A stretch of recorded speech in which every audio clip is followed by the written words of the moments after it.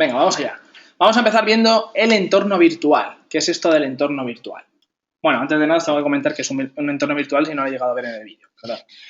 Los entornos virtuales es algo, no es algo de Django como tal, sino es algo de Python. Un entorno virtual viene a ser como una pequeña instalación independiente de Python en la cual puedes decidir qué librerías puedes instalar.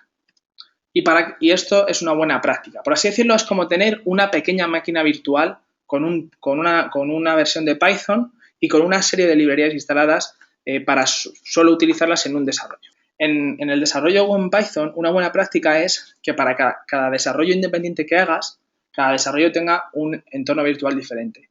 ¿Por qué? Porque imaginaos que yo hoy empiezo a desarrollar algo con Django 1.8 y es un proyecto pues, que me va a llevar un par de meses en desarrollarlo, entonces yo lo estoy desarrollando y utilizo una librería específica y luego instalo alguna otra librería más.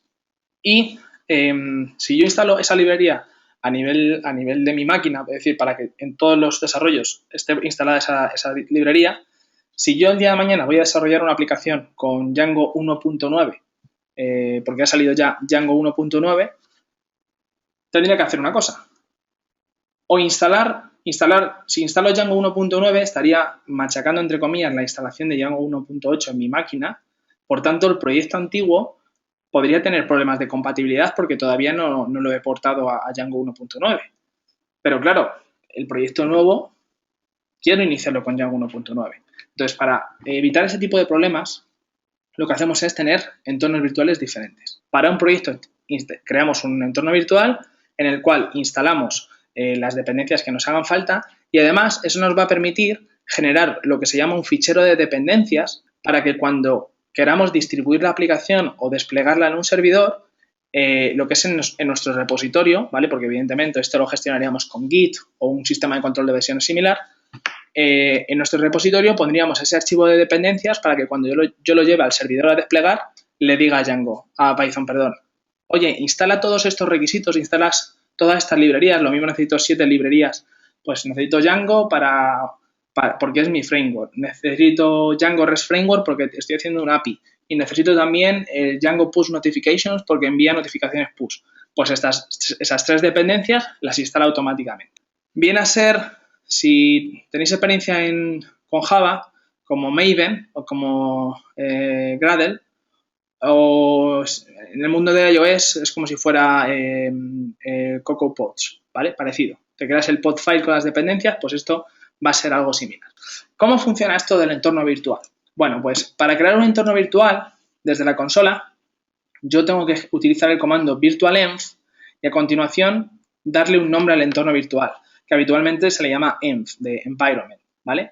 ¿Qué va a hacer esto? Esto me va a crear una carpeta que es una carpeta env, porque yo le he puesto virtualenv env. Si lo hubiera puesto virtualenv pepe, me crearía una carpeta llamada pepe. Y eso, en esa carpeta se va a crear una instalación de Python específica sin ningún tipo de librería instalada, una instalación limpia, por así decirlo, ¿vale? Y luego lo que yo tengo que hacer es arrancar esa máquina virtual, que en el mundillo de los entornos virtuales se le llama activar el entorno virtual.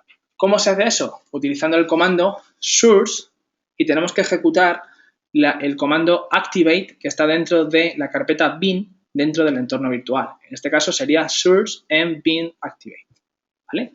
Con eso nuestro prompt cambiaría y nos aparecería el nombre virtual entre los paréntesis, a continuación el prompt normal y para instalar Django, es decir, con eso ya tendríamos el entorno virtual activado y para instalar Django pues pondríamos pip es el gestor de paquetes de Python, ¿vale? Es como apt-get en Ubuntu o no me sé ahora mismo ningún otro nombre de gestor de paquetes, pero bueno, con pip install Django instalaría la librería Django. Eso, Joom, que es de los sistemas Fedora, o Brew, en el caso del Brew Home, ¿vale? Que no me salía ningún otro, ¿vale? Con esto se instalaría Django y ya está. En el caso de Windows cambia un poquito en la activación, porque en la activación es en lugar de source mbin activate es mscripts activate, que es un archivo .bat, creo, y luego haríamos el pip normal, pip install Django, ¿vale? Pero bueno, esto, por suerte, como vamos a utilizar un maravilloso IDE, no os preocupéis porque va a ser mucho más fácil, ¿vale? Entonces, lo mismo ahora os habéis quedado un poco como el Dr. Schultz y Django, viéndolo venir, pero va a ser mucho más sencillo desde nuestro entorno virtual, perdón, desde nuestro IDE. Así que vamos a dejarnos de palabrerías y vamos a abrir nuestro IDE, que es PyCharm. Bueno, pues yo voy a abrirlo, ¿vale? El PyCharm. Voy a arrancarlo.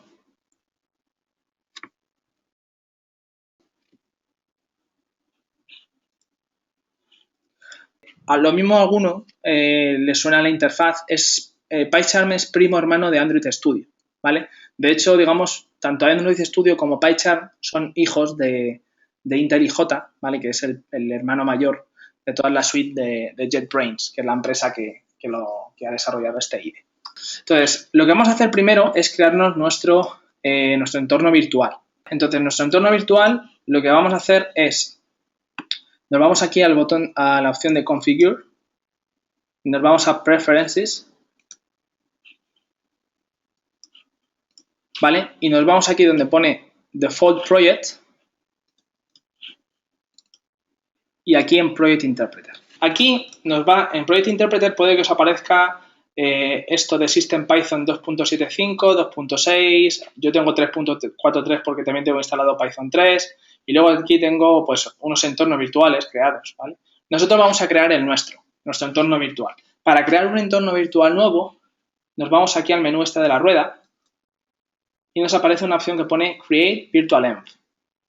Si hacemos clic aquí en Create Virtual Env, primero nos pregunta un nombre. Este nombre es un nombre descriptivo, para que cuando hagamos clic aquí en el desplegable de Project Interpreter, pues nos aparezca el nombre en lugar de lo que es todo el path a donde está instalado, ¿vale? Entonces yo voy a poner aquí el nombre de nuestro proyecto, que nuestro proyecto se va a llamar Flickr, que va a ser una especie de Flickr, pero en versión free, ¿vale? Bien, entonces nombre Flickr. Location. Por comodidad, lo que yo voy a hacer es, aquí en el escritorio, me voy a crear una carpeta, ¿vale? Que voy a llamar Flickr. Y en esta carpeta Flickr, la voy a seleccionar aquí en Location, en Users, Cache, Desktop, Flickr. Y dentro de Flickr, hago /env, ¿vale? Entonces, con esto le estoy diciendo que me cree el entorno virtual en users, mi nombre de usuario, desktop, Flickr, en una carpeta que se llame env. Le podemos poner el nombre de env o virtual environment, entorno virtual, como queramos, ¿vale? Pero habitualmente nos lo encontramos como env, ¿vale? Y a continuación tenemos que seleccionar el Base Interpreter. ¿Qué es esto de Base Interpreter? El intérprete base sobre el que vamos a hacer, por así decirlo, la instalación limpia de Python. Nosotros vamos a trabajar con Python 2.7, entonces aquí en el desplegable seleccionar el Python 2.7 que tengáis. Yo tengo 2.7.5, depende del sistema operativo, depende incluso de la actualización que tengáis instalada, podéis tener una versión superior o inferior del 2.7.5, 2.7.3, pero más o menos por ahí, ¿vale? 2.7.5. Y no vamos a marcar esto de Inherit Global Site Packages porque si no, no sería una instalación limpia. Le damos a OK y esto va a empezar a hacer su trabajo, va a instalar aquí una serie de cosas.